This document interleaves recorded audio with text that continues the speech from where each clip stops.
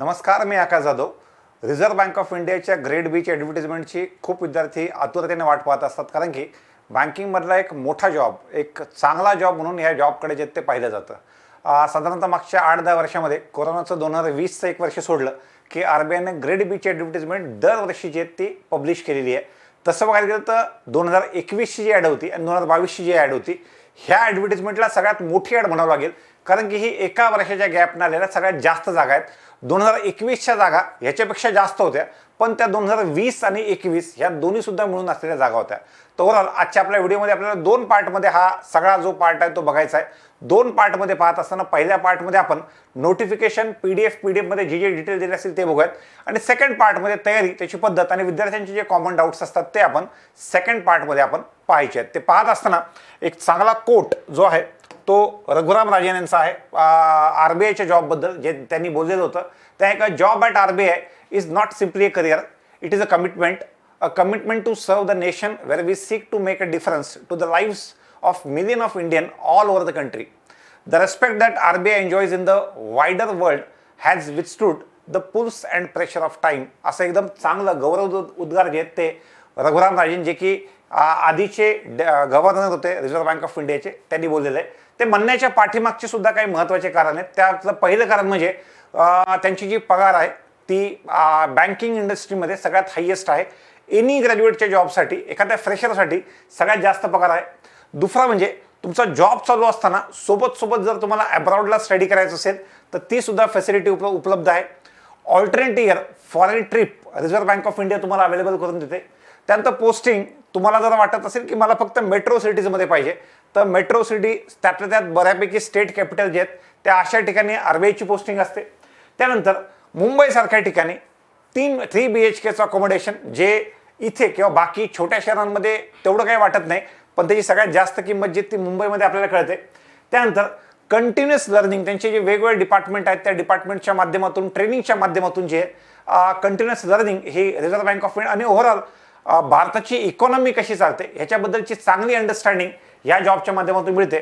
त्याच्यानंतर फॉरेन पोस्टिंगचे सुद्धा त्याच्यामध्ये चान्सेस आहेत, किंवा भारताकडून जे रिप्रेझेंटेशन केलं जातं कधी कधी IMFला वगैरे, त्याच्यामध्ये सुद्धा RBIचे मेंबर जे ते असतात. त्यानंतर हा जो ग्रेड बी आहे, ह्या ग्रेड बी पैकी ह्यांची जी फायनल प्रमोशन घेत जी शेवटची पोस्टिंग आहे ती deputy governor of reserve bank of India इथपर्यंत जाऊ शकते. आणि ह्याच्या आधीचे कितीतरी असे डेप्युटी गव्हर्नर आहेत ज्यांनी स्टार्ट करताना RBIच्या ग्रेड बी पासून चालू केलं. सगळ्यात महत्त्वाचं म्हणजे जर हा व्हिडिओ तुमच्यापैकी काही कमर्शियल बँकेचे विद्यार्थी किंवा कमर्शियल बँकेत काम करणारे विद्यार्थी किंवा प्रायव्हेट बँकेत काम करणारे विद्यार्थी पाहत असतील तर त्यांच्यासाठी सगळ्यात महत्त्वाचा शेवटचा पॉईंट तो म्हणजे वर्क लाईफ बॅलन्स हा वाला पार्ट जो आहे तो आहे. तर त्या सगळ्या अनुषंगानं रघुराम राजन जे हे बोललेले आहेत. आता आपण ॲडव्हर्टिजमेंटकडे बघूयात की एक्झॅक्टली ॲडव्हर्टिजमेंट आहे काय. बघा, ॲडबद्दल पहिल्यांदा हे त्याची PDF आहे, जी PDFची लिंक मी खाली तुम्हाला अवेलेबल करून दिलेली आहे, आणि त्यातला जो महत्त्वाचा पार्ट आहे तो महत्त्वाचा पार्ट हायलाईट सुद्धा केलेला आहे. RBIची ॲडव्हर्टिजमेंट आलेली बघा, ग्रेड बीच्या जनरल पोस्टसाठी आणि DEPR आणि DSIM दोघांसाठी सुद्धा. माझा सध्याचा जास्त फोकस हा डायरेक्ट रिक्रुटमेंट म्हणजे जनरलिस्टसाठी असेल. स्पेशलिस्टसाठी DEPR DSIM वर आपला फोकस थोडासा कमी असेल. त्या पाठीमागचं कारण की व्हिडिओ बघणाऱ्या बऱ्यापैकी विद्यार्थ्यांना जास्त करून इंटरेस्ट जो आहे तो जनरलिस्टमध्ये आहे. तर बघा, त्यांनी बिलकुल चालू करताना की life with RBI is not just another career, it's a commitment, तोच वाला पार्ट त्यांनी त्यामध्ये दिलेला आहे बघा. त्यानंतर आता त्यातला महत्त्वाचा पार्ट मी हायलाईट केलेला आहे. त्यामध्ये इम्पॉर्टंट डेट्स बघा, ॲप्लिकेशन जे ते 28 मार्चपासून चालू झालेलं आहे. 18 एप्रिल ॲप्लिकेशनची लास्ट डेट आहे.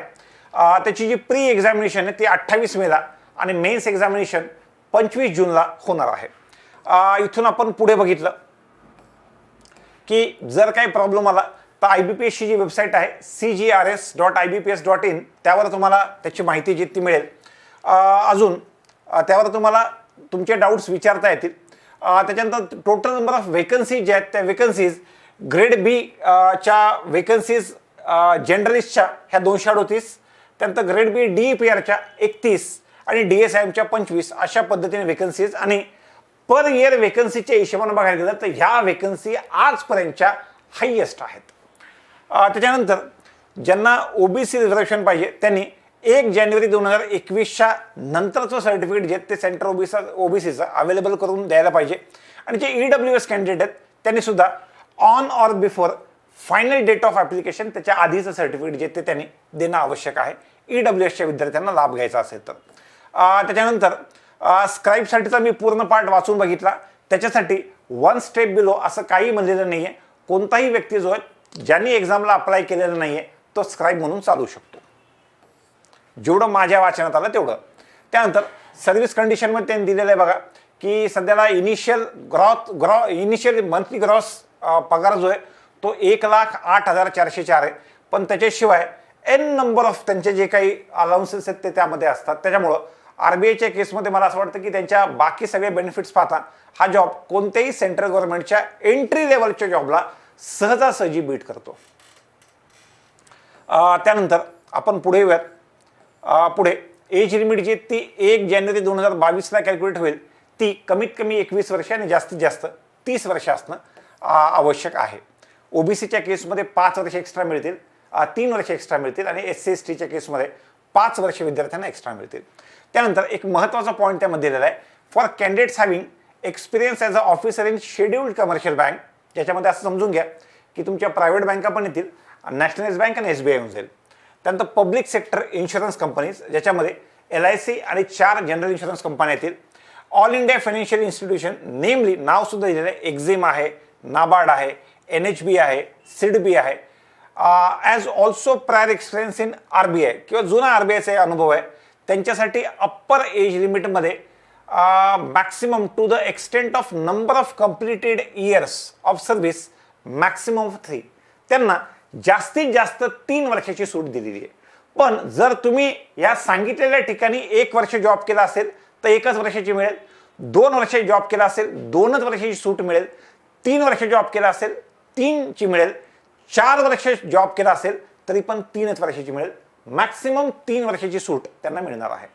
आपण अजून पुढे बघितलं त्यामध्ये तर मिनिमम एज्युकेशनल क्वालिफिकेशन जे आहेत ते ग्रॅज्युएशन विथ 60% त्यांनी दिलेलं आहे आणि SC/ST कॅन्डिडेटला 50% किंवा जर ग्रॅज्युएशनमध्ये 60% नसतील तर PGमध्ये 55% चालतील आणि SC/STच्या कॅटेगरीमध्ये कुणी पास चालून जाईल.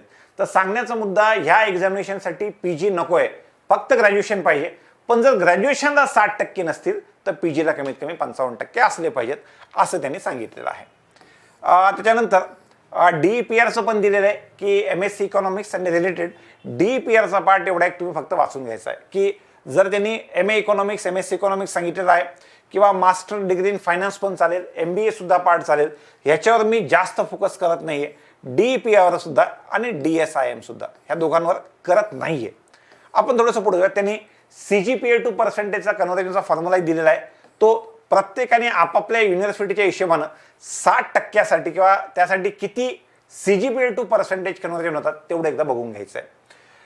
कॅन्डिडेट बिलॉंगिंग टू जनरल किंवा EWS who have already appeared 6 times. त्यानंतर नंबर ऑफ अटेम्प्टची लिमिट आहे.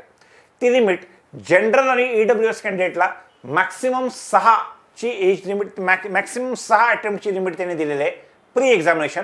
आणि बाकीच्या SC/ST OBC फिजिकली चॅलेंज विद्यार्थ्यांना इतर त्यांना अटेम्प्टचा कसलंही लिमिट त्यावर दिलेलं नाही आहे. मोड ऑफ सिलेक्शन जे ते प्री एक्झामिनेशन, मेन्स आणि इंटरव्ह्यू अशा पद्धतीने होणार आहे.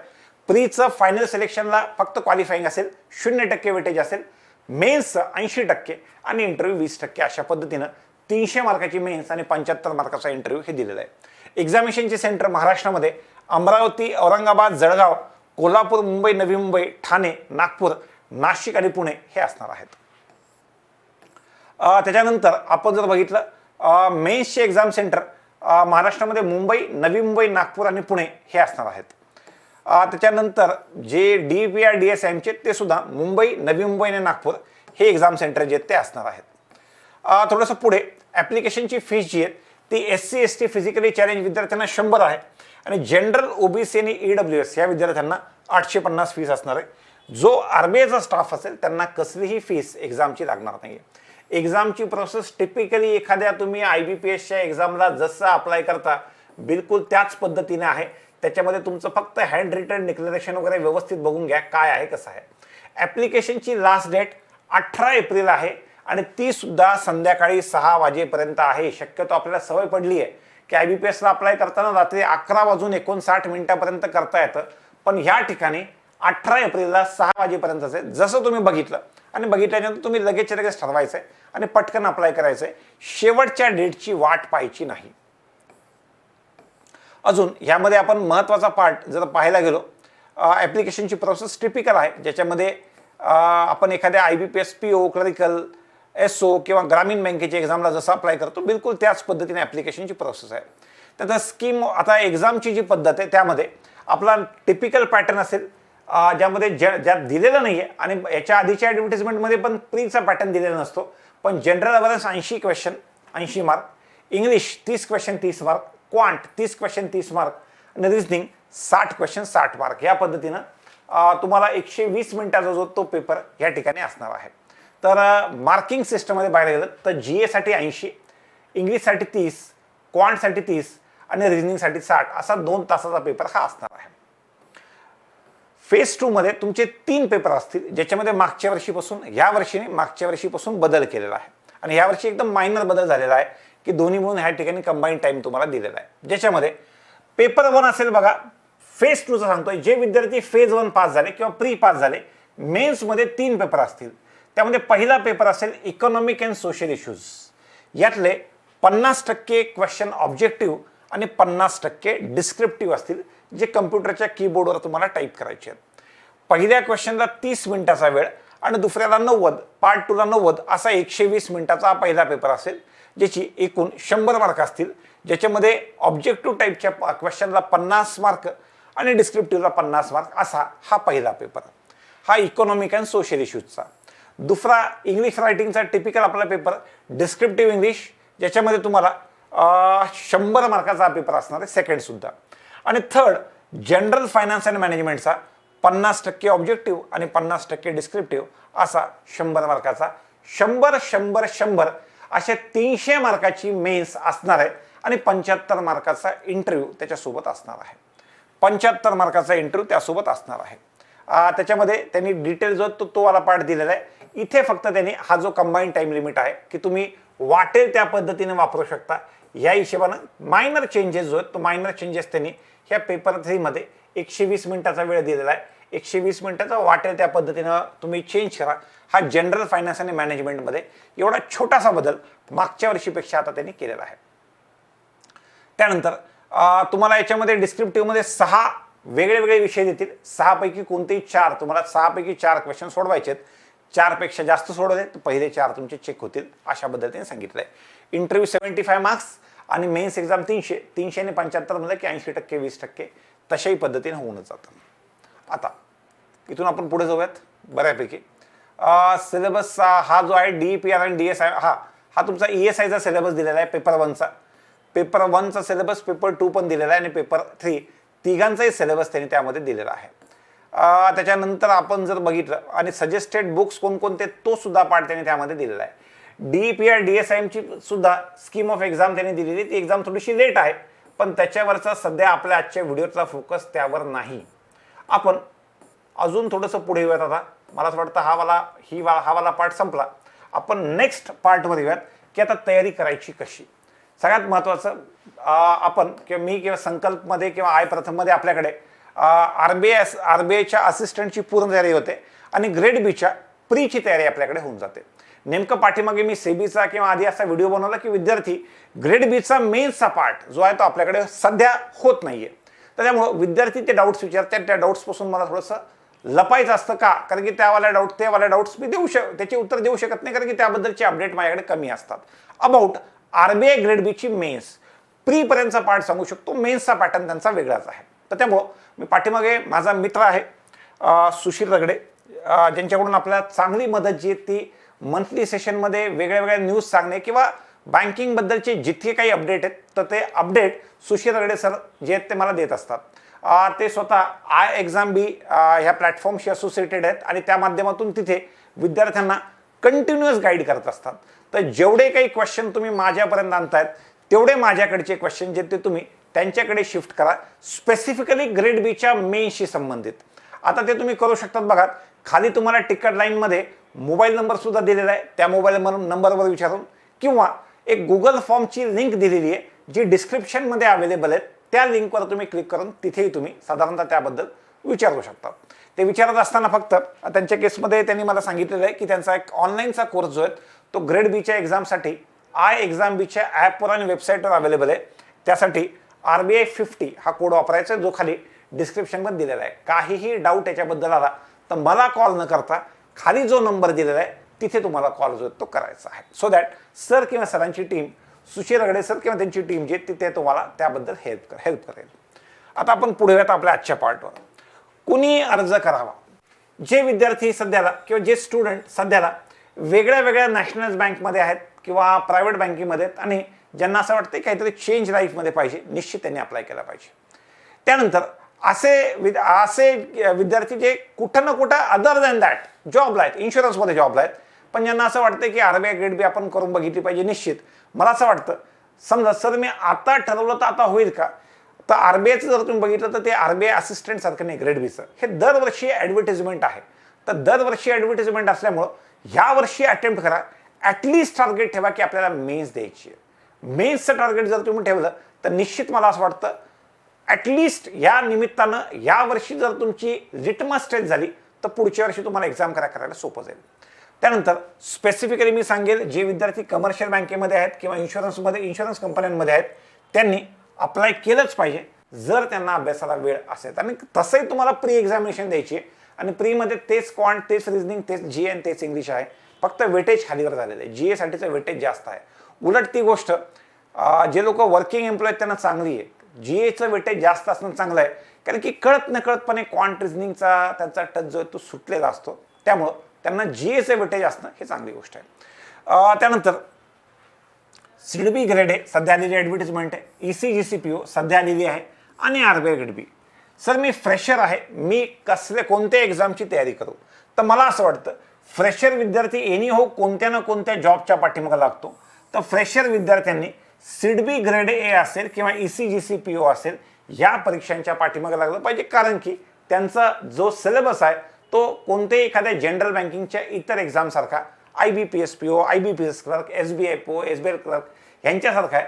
म्हणून फ्रेशर विद्यार्थ्यांनी ह्याच एक्झामवर फोकस केलं पाहिजे. जे विद्यार्थी टिपिकली MBA फायनान्स आहेत तर मला तेच पाहिजे आणि माझे याच्या आधी निकाल आलेले आहेत तर अशांनी ग्रेड बीच्या पाठीमागे गेलं तर चालेल. परीक्षेची डिफिकल्टी लेवल किती असते? आधी कमी असायची, हळूहळू डिफिकल्टी लेवल वाढली. मागच्या वर्षी मी आधी सांगताना ग्रामीण PO मेन्सपर्यंत होती, पण मागच्या वर्षी टिपिकली IBPS PO मेन्सच्या लेवलनं परीक्षेची डिफिकल्टी लेवल जी ती गेलेली आहे. अजून डिस्क्रिप्टिव्हची तयारी होईल का? तर मला असं वाटतं डिस्क्रिप्टिव्हच्या पार्टचं तुम्ही तेवढी भीती ठेवू नका. पहिल्यांदा टार्गेट ठेवा की आपल्याकडून पहिल्यांदा प्री काढायची आहे. प्री झाल्याच्या नंतर मेन्समध्ये त्या पेपर 1, 2, 3 मध्ये 50% पार्ट पेपर 1 आणि 3 मध्ये डिस्क्रिप्टिव्ह आहे, तो नंतर पाहता येईल. पहिल्यांदा टार्गेट ठेवा की आपल्याला प्री काढून कसं तरी करून तिथपर्यंत पोहोचायचं हे मी नवीन विद्यार्थ्यांना सांगतोय. दरवर्षी किती अर्ज येतात त्याच्यामध्ये बघा, पहिल्यांदा तसं बघायला गेलं तर 1.5 लाख अर्ज यायचे, पण एकदम 19 पासून 21 पर्यंत बघा ते 1,88,000 झाले. मे बी मध्ये एक वर्ष ॲड नव्हती म्हणून पण झाले असतील, किंवा वेगळ्या वेगळ्या फायनान्शियल इन्स्टिट्यूशनमध्ये लागल्यानंतर खूप विद्यार्थ्यांचं ड्रीम होतं की आपण RBI ग्रेड बी झालं पाहिजे. मला असं वाटतं ह्या वर्षी सुद्धा ॲप्लिकेशन तेवढेच 1.5 ते 2 लाखाच्या मध्ये हे ॲप्लिकेशन असू शकतात. त्याच्यानंतर ह्या ज्या जागा आहेत मी आत्ता सांगितल्याप्रमाणे कोणत्याही एका वर्षी आलेल्या ॲडव्हर्टिजमेंटच्या हिशोबानं सगळ्यात जास्त जागा आहेत ह्या. त्यानंतर सेक्शनल आणि ओव्हरऑल कट ऑफ किती असतो मी मागच्या 4 वर्षाला कन्सिडर केलेला आहे. 4 वर्षामध्ये कन्सिडर करत असताना GA, इंग्लिश, क्वांट आणि LR ह्या प्रत्येकाचे कट ऑफ ठेवलेले आणि टोटल कट ऑफ पण ठेवला आहे. बघा मागच्या वर्षी 2019 पासून 21 पर्यंत येताना कट ऑफ हा स्ट्रेट अर्ध्यावर आला होता. तुम्ही बघितलं असेल इकडे कॅन्डिडेट जे ते जवळपास 1.5 लाख होते आणि या साईडला 1,88,000 होते. कॅन्डिडेट वाढून पण कट ऑफ कमी आला होता का? तर परीक्षेची डिफिकल्टी लेवल जी ती वाढवली होती. तर परीक्षेची डिफिकल्टी लेवल जास्त असते, जी की तुमच्यासाठी चांगलंच आहे.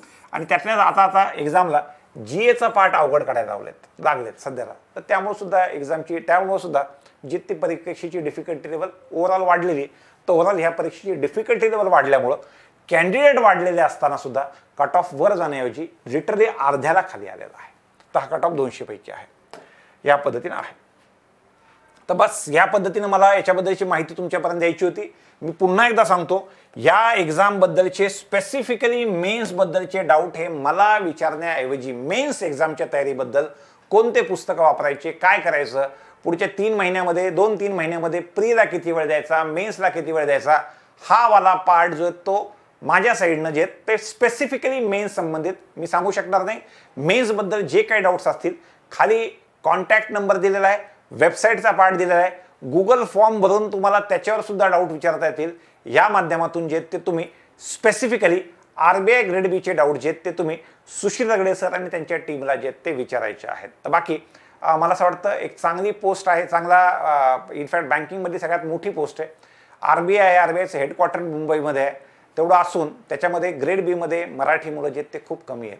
तर ॲटलिस्ट मला असं वाटतं जे विद्यार्थी आत्ता फ्रेशर्स जे आहेत ते त्यांनी प्लस जे आत्ता मागच्या वर्ष 2 वर्षामध्ये बँकांमध्ये लागले आहेत, वेगवेगळ्या कमर्शियल बँकांमध्ये लागले आहेत, अशा विद्यार्थ्यांनी निश्चित अप्लाय केलं पाहिजे आणि या परीक्षेमधला मराठी टक्का वाढवला पाहिजे. धन्यवाद.